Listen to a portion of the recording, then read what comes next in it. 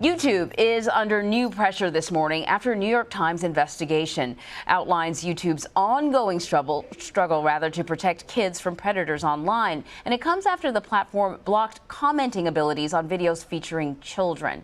So joining us now from London is New York Times reporter and former human rights attorney Amanda Taub. So Amanda, thank you so much for joining us. Everyone knows I have an 8-year-old daughter. She's on YouTube a lot. And so this really struck a nerve with me. Tell us explain what you found.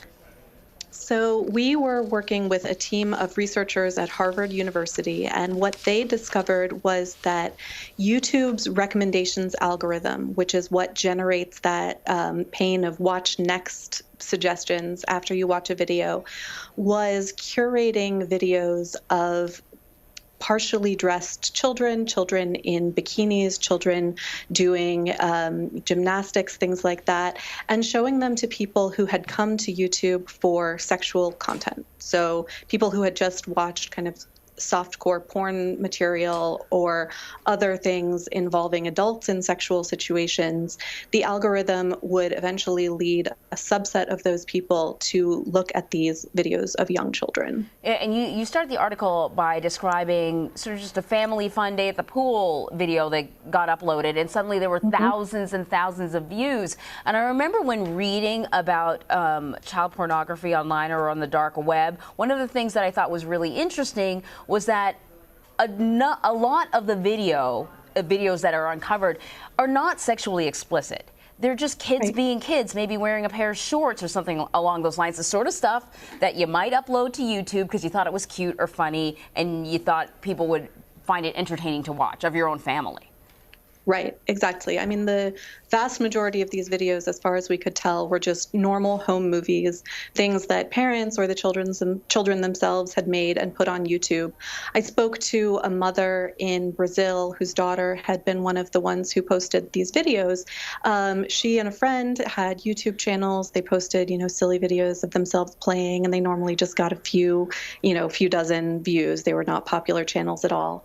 But then they posted one of the two of them in the backyard swimming pool, one wearing a two-piece bathing suit, one wearing a t-shirt, and that one suddenly was getting thousands, then hundreds of thousands of views. And what we found was it was one of the videos that had been kind of pulled into this catalog of, material featuring children in exactly as you say. None of it was sexually explicit. None of it meets the legal definition of pornography. But it was very clear why they had been gathered together in that way by the recommendation system. Yeah, it makes you sort of realize how sort of sick, I'll just say it, how sick some people can be. But I'm going to play devil's advocate a little bit. Just because there's some sickos out there that, are drawn to these sort of videos for inappropriate reasons, is that YouTube's fault? Should they be taking responsibility for this? So the way that we found these videos was when the researchers at Harvard were actually mapping YouTube's recommendation system. So the role that YouTube was playing here is they were actually gathering these videos together via their automated recommendation system, which was then serving up and suggesting them to people. And it's true that their algorithm gets trained by user behavior.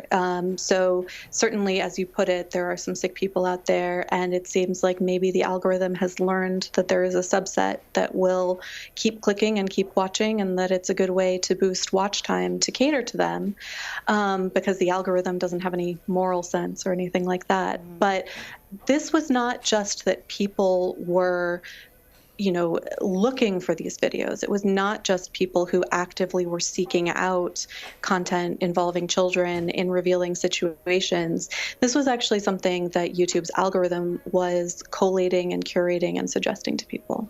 So has YouTube responded to this? Are there plans to tweak that algorithm? YouTube said that protecting children is at the top of their list of concerns and that they will change the algorithm.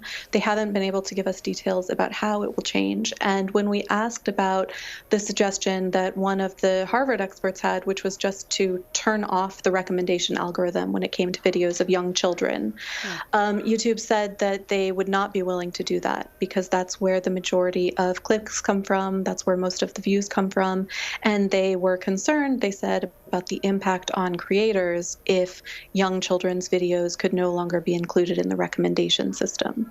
Wow. They did not say directly that they were concerned about the effect that would have on their bottom line, but it's not that hard to think that there would be an effect there as well. Yeah, right. We also reached out to YouTube to see if they had any comment to make. They directed us to their blog post on this very topic. So is there anything that, if YouTube is sort of unwilling to tweak at this point, is there anything that parents can do when they're considering, uploading? Really, these are innocent videos. Right, right. I mean, I think that is what makes this so challenging. The mother I talked to in Brazil made the point that she's actually pretty strict about monitoring her daughter's online presence. She insists on watching everything before it goes up. And she had watched this video and thought it was fine. She thought it was innocent. And she said she could no longer trust her own judgment to know what would be safe because in this case, she had watched it. She thought it was fine. It had never occurred to her that this kind of thing could happen. So she said what she was going to do was delete her daughter's channel because she didn't feel like there was any other way to be safe. I think every family will have to make their own decision, but I think one thing that this shows is that when we put material on social platforms, we don't know how it's going to be used socially by other groups of people. Yeah, it's a great point. Parents, now you can make your decisions. Amanda Taub, great article. Thank you so much. Thanks for having me.